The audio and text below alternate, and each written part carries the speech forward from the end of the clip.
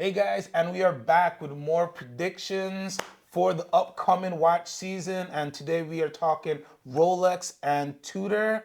And yeah, I think it's going to be an interesting year. And I think we should start it off with some Rolex, Mike. What do you think? Let's go. All right, so I think for this year, I think this is an easy one to pick out, and I think if I'm wrong, I'd be very, very surprised. But I think we're going to see a little bit of refreshing in the GMT space. I think we're going to see the return of the Rolex GMT Master 2 Coke. I think Coke bezels have been gone for far too long, and I think we're going to see a Coke bezel return. I don't know if it's going to be steel or if it's going to be in precious metal. That's where the twist, I think, might come from Rolex. I don't know if it's going to be Oyster, Jubilee, or both. I think those Could are be the... Oyster Flex. Ooh. You never know. Could be Ooh. gold, GMT, Oyster Flex, Coke, just so they can That make might be it, the make it as, twist. make That it as might crazy as be... possible. That'd be interesting. Black bezel matches the black Oyster Flex. Who knows? That might be interesting. I could see a Coke coming back. I could see maybe a black on black GMT coming back. A lot of people out there talking, the black with the gray bezel. I don't think that's coming out. A Coke and Oyster. That could be the wrench never in know. everybody's plan there. Then we'll see the aftermarket on like Oyster and It'll go Jubilee crazy. loose bracelets go insane. People will be selling Jubilee bracelets for like 6,500 or something like that. Yeah. What's on your prediction list? So first for me is more open case backs. Last year we saw the Le Mans and the Platinum Daytona both get open case backs. We don't know how much Rolex wants us to see their movements. Obviously they worked really hard to make sure the Daytona movements look really good in an open case back scenario. Probably not on divers just for water resistance purposes. But maybe a GMT, maybe something more complicated like the Sky Dweller could have it, because to see that beautiful complicated movement. So maybe something in another things in precious metals getting that would kind of make sense as a trickle down with the open case back. So that was probably my strongest prediction of what I think is going to happen other than the Coke. I'm like, mildly sure. That's about as sure as I can feel about something as unpredictable as watch releases at Watches and Wonders. So what do you got next? Yeah, I like the open case back prediction as well. I think as well for the open case back, it gives them a nice touch to add to show differences in generations with watches without doing big revamps, right? Where like with the Daytonas, you had little aesthetic touches and things like that. Open case back is a great way to differentiate like a date just from one year to other if they want to do something as well. My next prediction, I think RLX Titanium will have another touch on another collection. What it is, I really am not sure. We've been, maybe a Submariner. We can see all titanium Submariner. Maybe, who knows? To be honest with you, you could see maybe an all titanium Sky Roller. That just popped in my head. Let's throw this out in the universe right now. Let's all think about this so like Rolex can hear this. All titanium Rolex Sky Roller with like a charcoal dial. Or even a black dial, I like that. Yeah, I like that'd be kind of fire. I think that'd be good. Obviously, we've seen them using it in a couple different watches right now. The Yachtmaster is out there. You're seeing pieces out there, but it's not in super heavy production. So I think we'll see them keep using RLX Titanium. People love it. They do it really well. So let's see what if they'll put it in a piece that's a little bit more on the heavy production side. I think, but we'll definitely see it in something else. What it is, who knows, right? You could also see a combination titanium on Oyster Flex. I think kind of makes sense because titanium's already a light and something that you're kind of meant to go around with, and Oyster Flex is the same idea. It gives it more wearability and makes it lighter. So kind of combining those two ideas makes sense to me. Who knows if it makes sense to the people at Rolex, but it could happen. And then the other prediction, which is a very big one, a lot of people predicting it, is the Pepsi being discontinued for many reasons. Is there something with manufacturing? Is Rolex doing this? Is Rolex doing that? We don't really know, but we are sure going to find out, and I'm excited to find out. Not excited if it is discontinued because it is such an iconic watch, and I wouldn't be surprised. Obviously, down the road, years and years, they would bring it back, and that wouldn't be surprising at all, but it would that would be the biggest news of the event, I think, would be either a Coke being released or a Pepsi being discontinued. That would be the biggest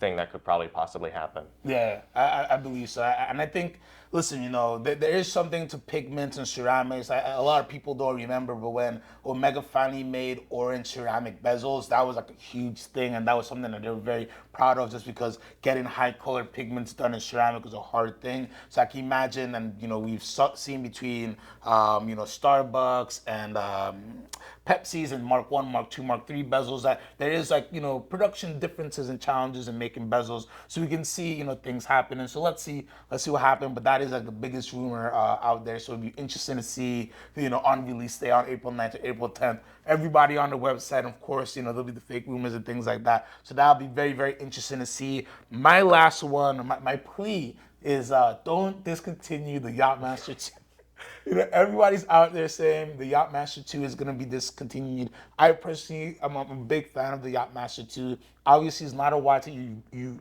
really see that much anymore. Even before the hype, it wasn't a piece that was being super delivered by ADs. But I think it's such a cool watch. It is, I dare say, their second most complicated watch, especially like there's no Cellini moon phase out there. So it's a regatta timer chronograph.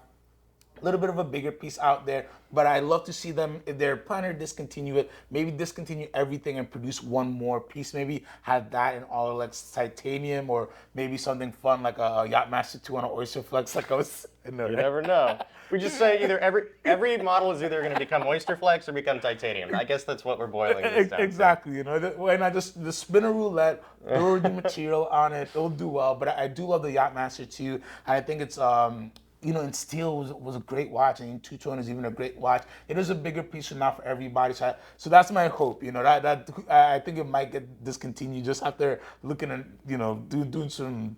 Looking at the crystal ball, I don't know, but I don't know. I hope it doesn't get discontinued, but I could definitely see a refresh happening, because it's not a line that has been shown any love in quite a while. I think a few years we haven't seen an update since it did a movement change. Then we went over to the newer hands and stuff like that. So let's see what happens. Rolex is one of those brands where you don't really get rumors. You don't really get more tight than Fort Knox. You know, so it'd be very interesting to see what happens. Where I'm sure it'll be very, very cool. Yeah, we're hoping there's some big news, so there's a bit of a craze while we're there. Yeah, exactly. We hope that if nothing happens, then we'll be like, oh man, what are we doing here? But hopefully there's some big news, and we will be there. We'll be posting about it, so you can follow us for that. So next we're going to move into some predictions for Tudor. We don't have too many, but to start it off, we just saw the rumor, the kind of the pre-sample of the pink Miami Tudor chrono. So that's kind of Tudor edging into more colorful or interesting stuff. I think that they have a lot of opportunity with the chrono based on the popularity of the Tudor chrono in the past.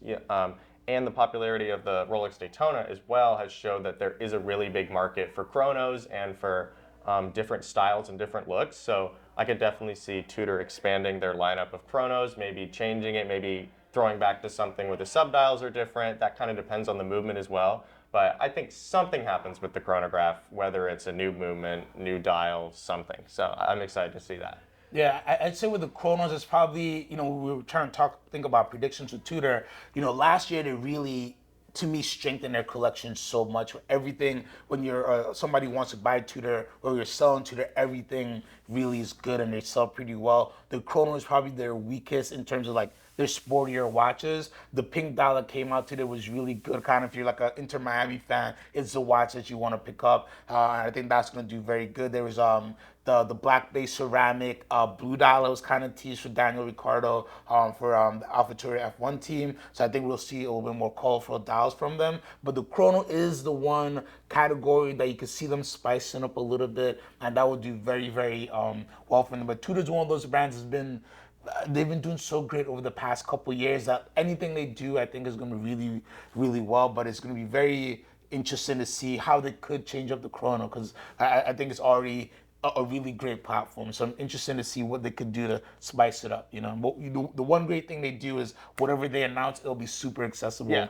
almost the day or the next day from the brand in Switzerland and worldwide as well. We may have to pick something up. Yeah, you never know. You never know. We might take a stroll down to the Tudor boutique if there's something super. Exactly. Yeah. What else I have there? Notes. Yeah.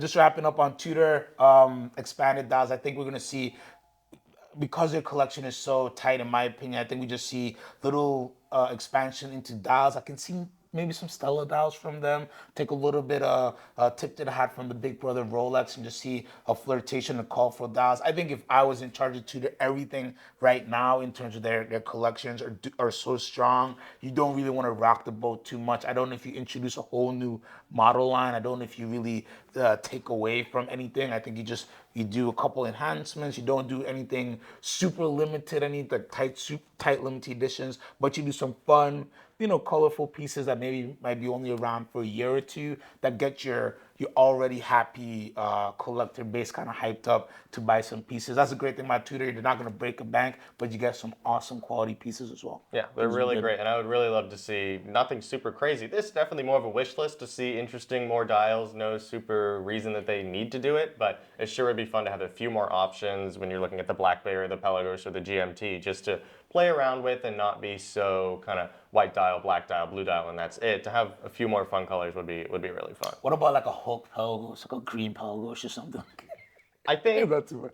not too much, but I think Rolex kind of has the stranglehold on the green color. I don't think we see really any green. There's like the Harrods edition, Tudor. Yes, and that's pretty much the only green that I can think off the top of my head from Tudor. So I think Rolex has reserved that kind of heritage and anniversary color for their stuff. But could be any other Tudor red. We could see some more red. That's kind of red and black is kind of their thing. They kind of already have some red and black, but not too much red. I think they have red on red, but we could see an expansion of colors in any direction, and it would be great. I'd be super excited. Yeah, it's awesome. Well, guys, make sure you stay tuned. We're going to be releasing things on YouTube, Instagram, TikTok, so make sure you check out DavidSW on all the channels to see all the great things we're going to have coming straight from Watches and Wonders and more prediction videos. Thank you for tuning in.